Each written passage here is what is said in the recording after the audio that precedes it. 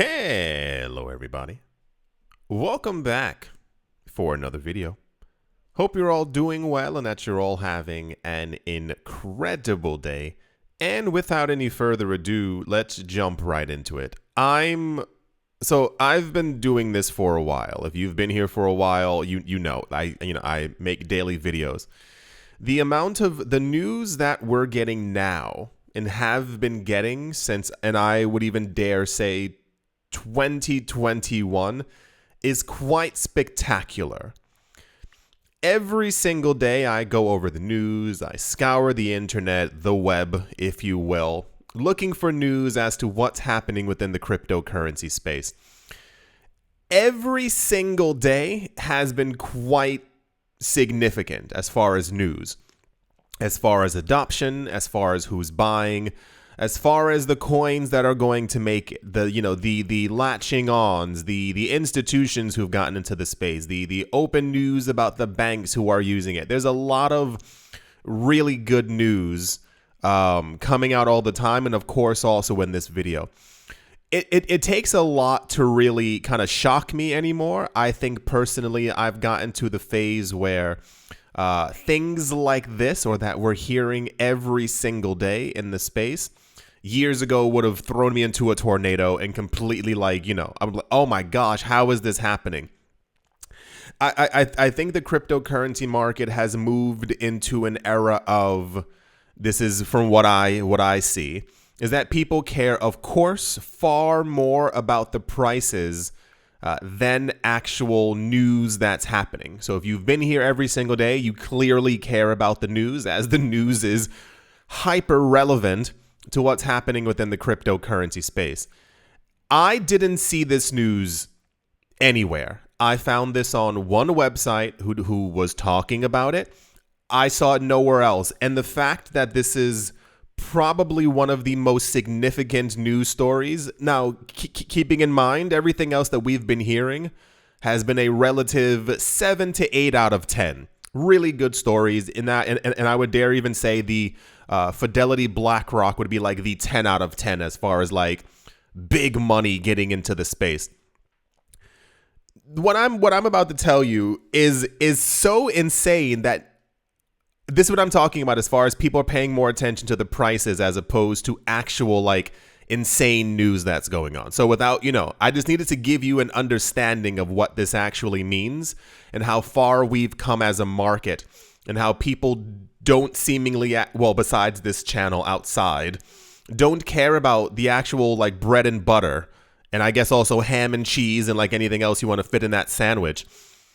Because, okay, so it says, for those of you who don't know, you should all know T-Mobile. T-Mobile is basically everywhere. The company that runs them is called Deutsche Telecom. They're a German company. Deutsche Telecom, the German giant,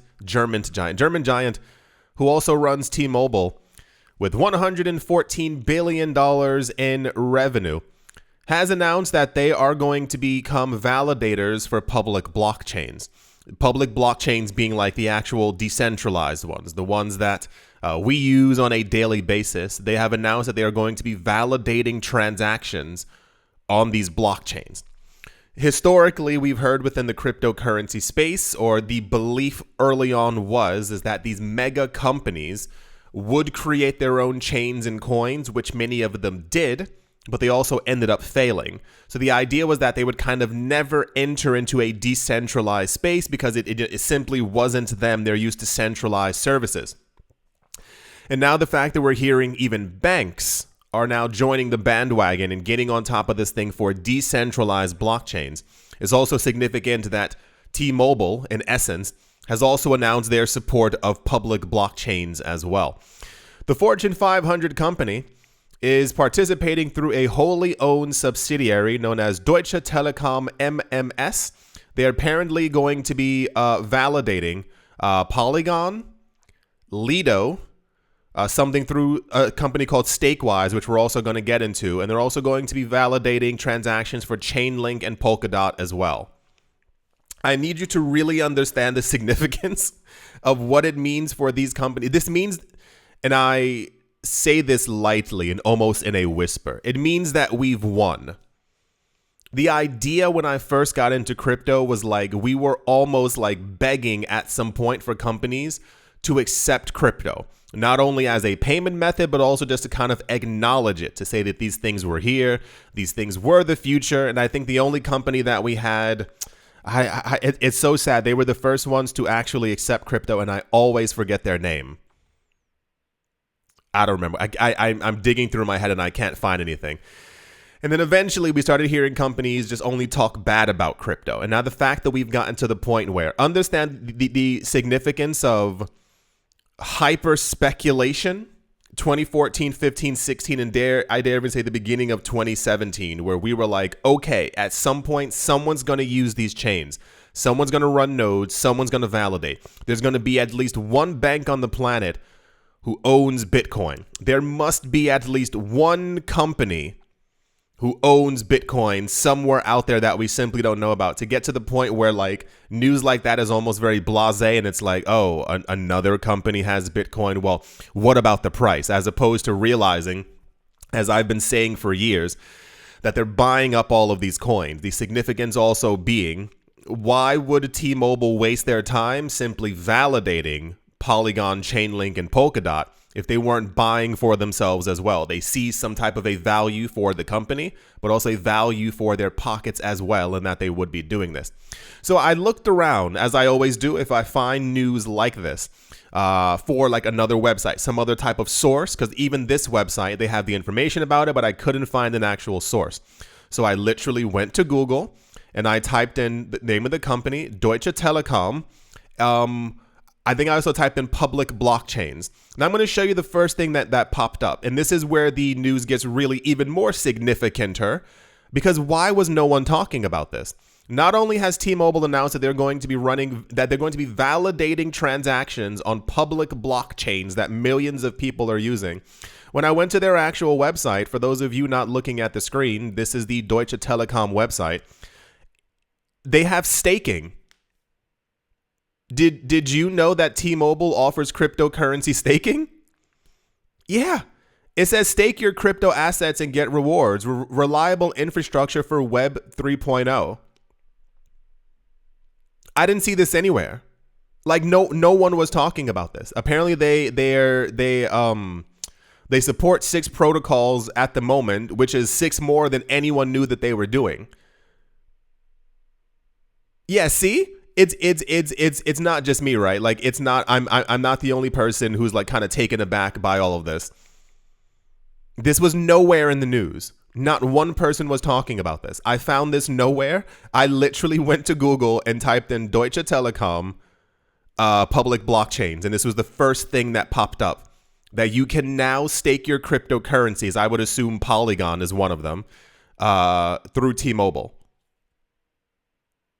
Right. Yeah, no, like it's completely absolutely insane what's happening every single day around us. And this is why I'll tell you honestly, this is why I'm also happy that I not only stuck with this channel, but that like I bring the news that I do. I've been so annoyed for years, as many of you know, with these other channels who are just showing you charts and just showing you this and just talking about the money. And it's like, you need to also understand, this is why it's very significant as far as like, now I say this, you know what, the coins you should be looking at, and also just like the actual development around this space. This is why I think personally, why so many people lose sight of actual metrics and real world adoption for cryptocurrencies. Yes, you may know that they are being adopted, and you heard BlackRock somewhere from a friend once or twice. When you look at like what they're buying, what they're doing, what they're choosing to stake, that we've even come this far. This is once again why I think a lot of people get lost in meme coins or other things that simply don't actually matter. So the news is Deutsche Telekom, T-Mobile, has announced that they are going to be validating transactions on public blockchains, which is also incredible because this will also allow other companies to get into it. So these networks become hyper decentralized. It's one thing for me, you, and another friend to be validating transactions or to run nodes. Cool. There may be, 2,000 of them around the world. But if we can get like 38,000 other companies to do the exact same thing, these networks then almost in essence kind of become unstoppable, and also you can apparently now you can stake your cryptocurrency with T-Mobile. Do you understand how far into the future that we are, that this is even a thing? Right. So yeah, that's the news that I wish had actually been thrown out there, as opposed to stuff about Sam Bankman-Fried and all these other nonsense stories. That's the T-Mobile news. Let's move on. So we had news, this was maybe 2 or 3 weeks ago, maybe even longer. For those of you who missed it, years ago, Telegram, the texting app, created their own coin, their own token, and it was called TON for the Telegram Open Network. The SEC saw that Telegram was trying to, or had created, their own coin, and they body slammed them into oblivion. Much like the XRP and Ripple thing, they were going after any new coin that could potentially fall under the SEC's control. Recently, we heard that the Telegram Open Network changed their name to the Open Network and is still involved with or being used on Telegram, and that they were going to be doing a speed test. The idea being, as I've mentioned before in other videos, years ago, the number to beat was 60,000. 60,000 being the amount of transactions per second that Visa and MasterCard process. I think MasterCard is 30,000 and Visa is 60,000.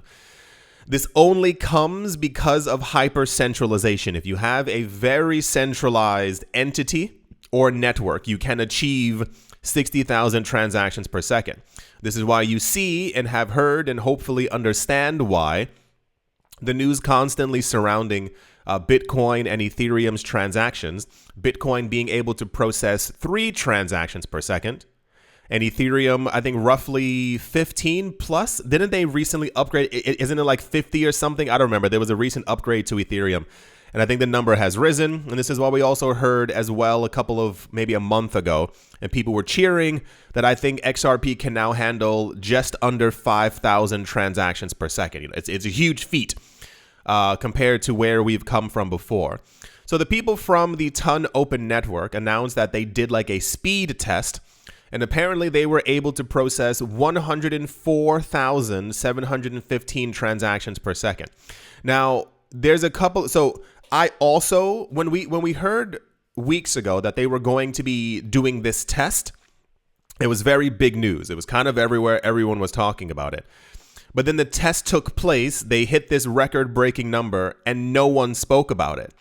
And I think this is me personally, having been in the space for this long and understanding that the larger players in the space actually do care about decentralization, and understand that if you forego the idea of decentralization and not so much security, you can achieve these numbers, but it is based off of a relative idea that you as the company have to be running the majority of the nodes, if not all of them, to be able to streamline these amount of numbers.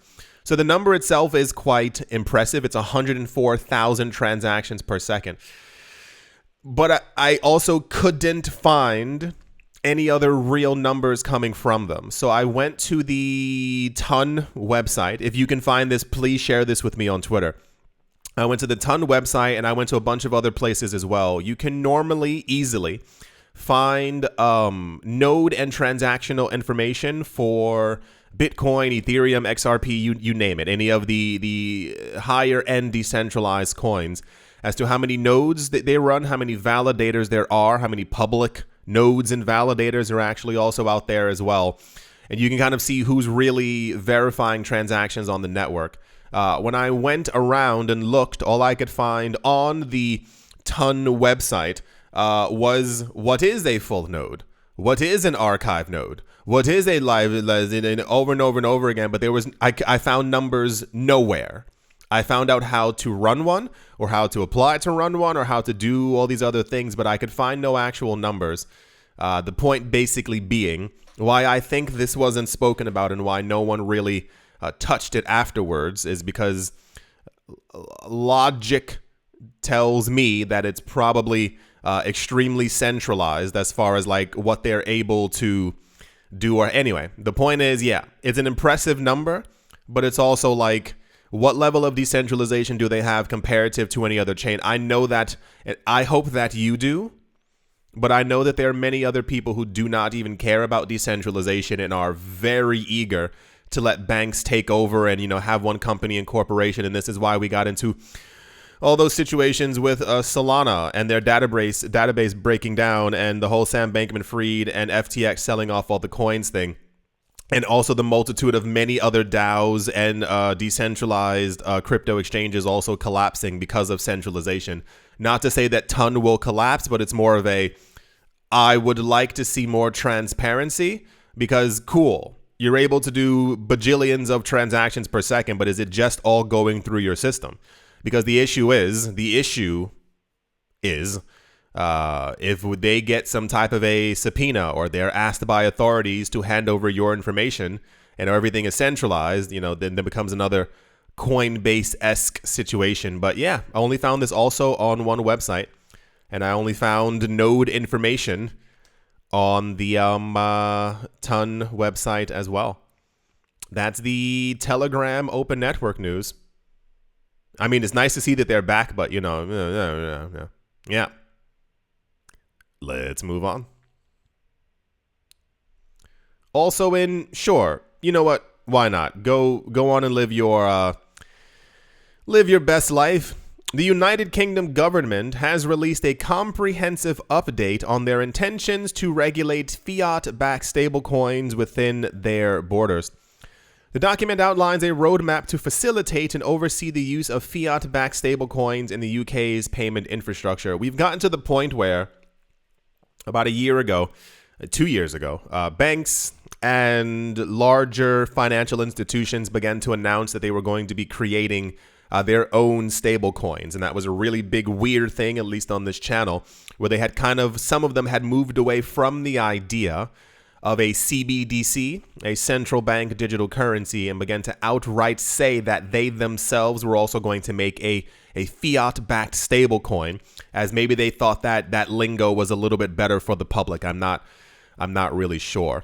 Since then, a lot of countries have announced that they're going to be regulating stable coins specifically within their borders, which I think is also a little special, because this is me personally, having been in this space for a while.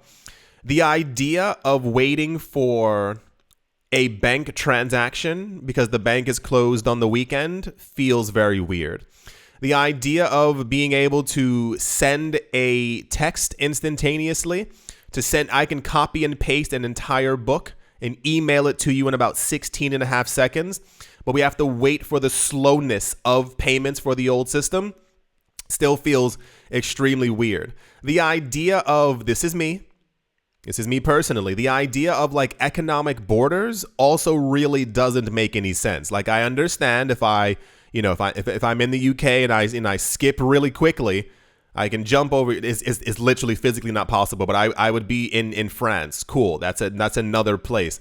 But having understood that we have the technology now to no longer really have economic borders, as you could send some XRP immediately from wherever you are in Ohio to someone in South Korea instantaneously, means that, I think the world is different. But countries will not probably for a long time let up. And now we're hearing that stable coins are kind of the brand new enemy. The idea of cryptocurrencies is apparently no longer as scary and terrifying as a stable coin is. And I think a lot of this has to do with Tether. And I say that because Tether became so big so fast, and other people realized that they could have mimicked Tether or done exactly what Tether did. And now that banks are also trying to tetherify themselves, we've seen a lot of articles about fear from governments as to what it could mean if, for some reason in the United States, people began to use the Chinese central bank digital currency as opposed to using the US dollar. A lot of that is unwarranted fear. I don't think there's going to be a massive wave of 350 million people who are collectively choosing to use a digital currency from another country as opposed to their own digital US dollar, but what have you. So the idea is that all this regulation is beginning to pop up when it comes to stable coins within their borders, because they're basically trying to build other digital walls that say, like, within the United Kingdom, you can only then use our central bank digital currency as a form of payment as opposed to the digital US dollar or the digital Canadian dollar, which is also, once again, extremely backwards, because we live in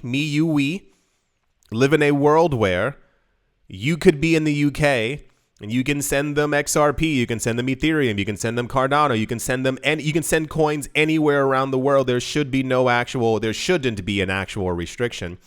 But the idea of saying that you can only use certain stable coins within certain borders, it's very like 1920s. And this is why I said governments will be doing this for a very long time. But yeah, this was relatively popular news. For some reason, stablecoin news is very similar to like coin burn news and or like companies firing people. I don't know why this news ends up being popular.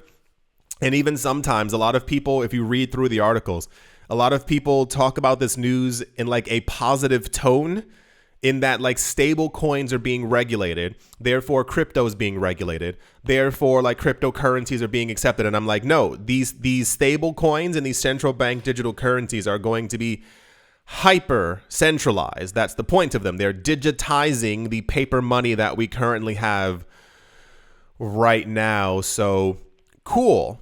Amazing, fantastic, wonderful.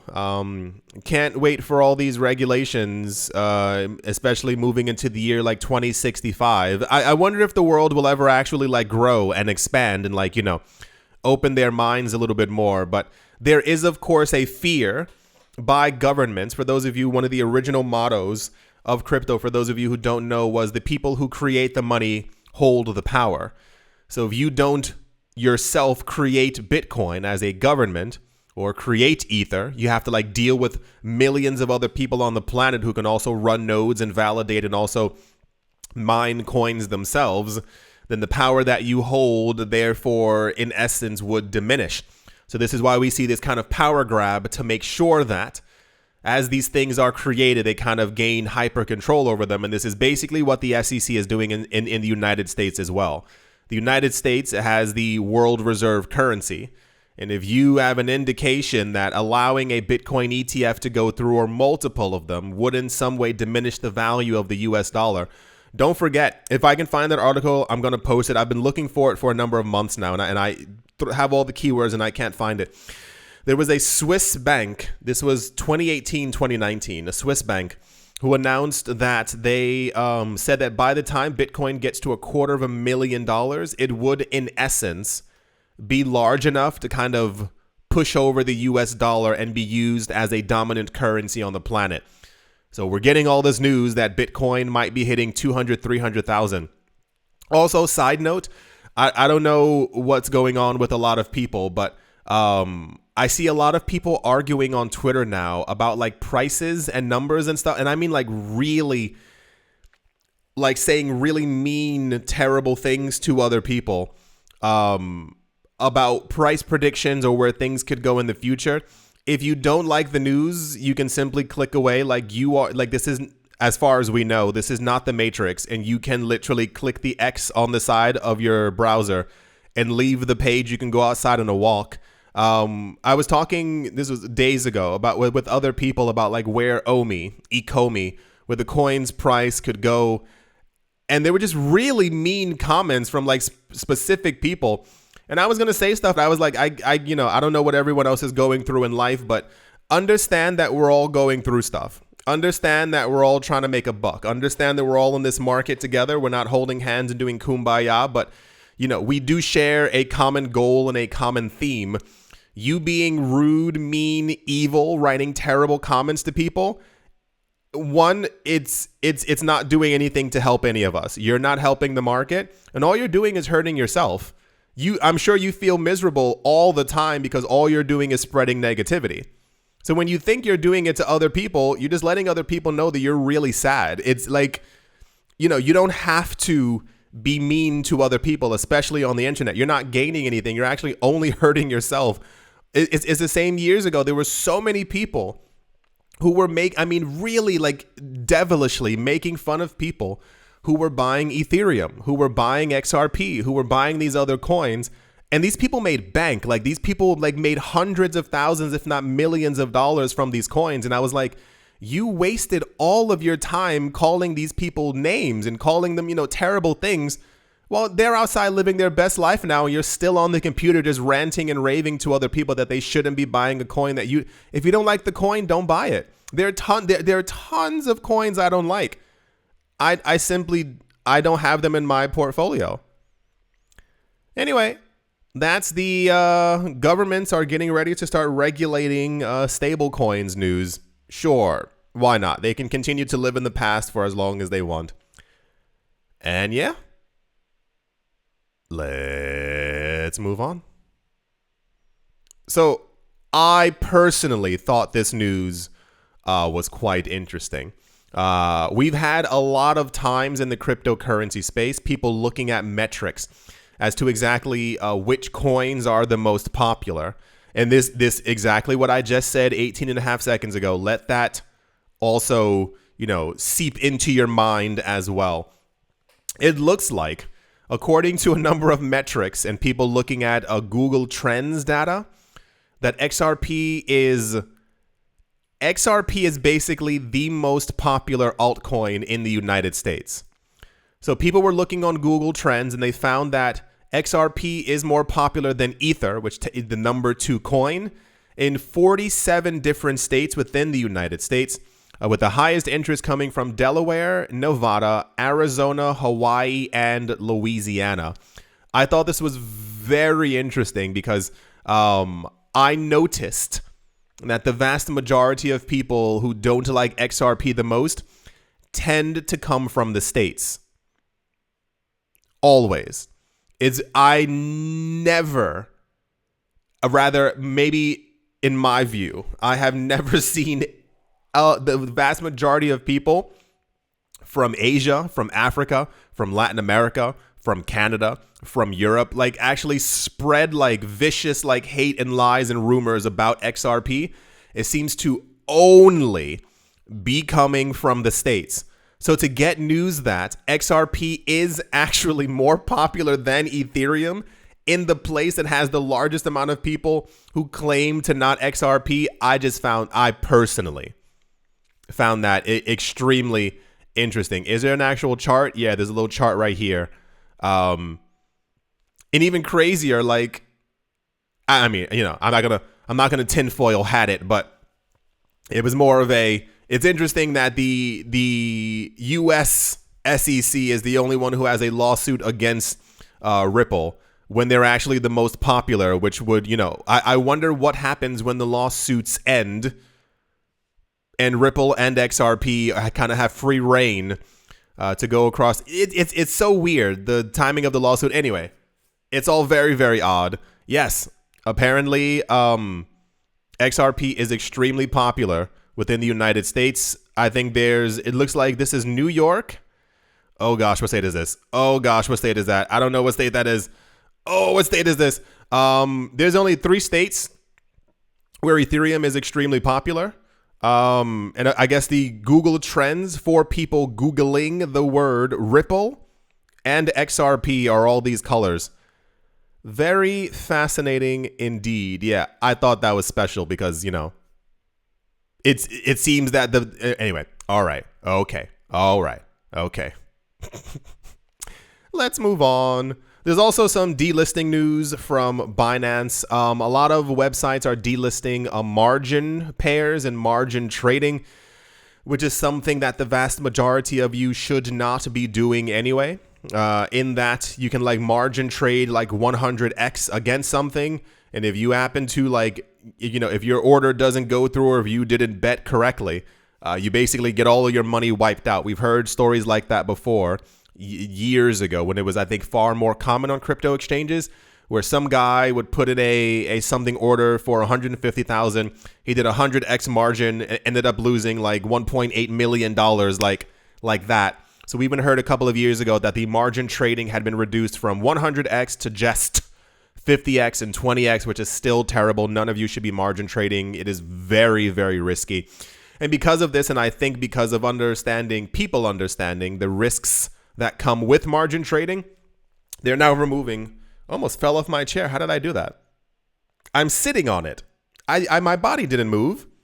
Okay. And because of that, they said that they're going to be taking down some margin trading pairs for Cardano, for Polygon, for Avalanche, Bcash, Chainlink, Shiba Inu, and Dogecoin. Usually also nearly all against the Binance US dollar. We had news, this was a month ago, something like that. We had news about a month ago as to, I think Binance is supposed to be winding down the usage of the Binance US dollar. I don't remember exactly why. I assume it's something regulatory. If the Binance US dollar is becoming too large, or I don't really know, but I think we heard that they were winding it down and they would be offering more support to another. Yeah, here we go. The move is part of the strategy to completely end the Binance US dollar stablecoin support by February. I forgot exactly why, but of course it's something regulatory behind the scenes that we are just not privy to, because I assume they were making a hefty amount of money from having their own stablecoin. Yeah, just some margin pair, trading pair removal news, because, you know, no one should be doing it anyway. There's always news stories. Part of the bull run for 2024, 2025 will be a very strong mixture of very nice, happy stories. This guy made $165,000. He was finally able to buy a house. This family made $500,000. They could finally go on the vacation they always wanted. But then a lot of the stories are also going to be about people who kind of like lost a lot of money from margin trading, from putting their money into meme coins, putting it into scams. It's always a very strong mix of both. I do sincerely hope that you have all enjoyed. I do hope that you all are having a great day, morning, afternoon, evening, wherever you are, wherever you might be. I do hope it is absolutely fantastic. Thank you all once again for watching, listening, liking, commenting, and or supporting. And I will most certainly be talking to you all soon. See you.